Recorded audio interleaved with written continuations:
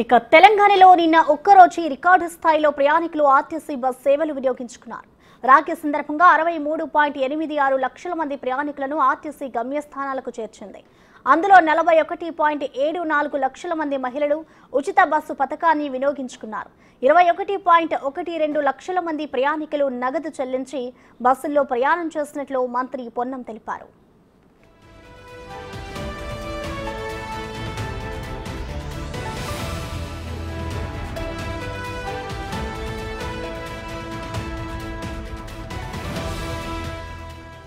రాఖీ రోజున రికార్డు స్థాయిలో 32 కోట్ల రాబడి ఆర్టీసీకి వచ్చినట్లు మంత్రి పొన్నం తెలిపారు.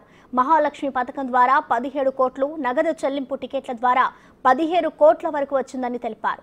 ఆర్టీసీ చరిత్రలో ఒక్క రోజులో ఇంత మొత్తంలో ఆదాయం ఎప్పుడూ రాలేదన్నారు. భారీ వర్షంలోనూ ప్రయాణికులను సురక్షితంగా గమ్యస్థానాలకు చేరవేసిన ఆర్టీసీ సిబ్బందిని మంత్రి పొన్నం ప్రభాకర్ అభినందించారు.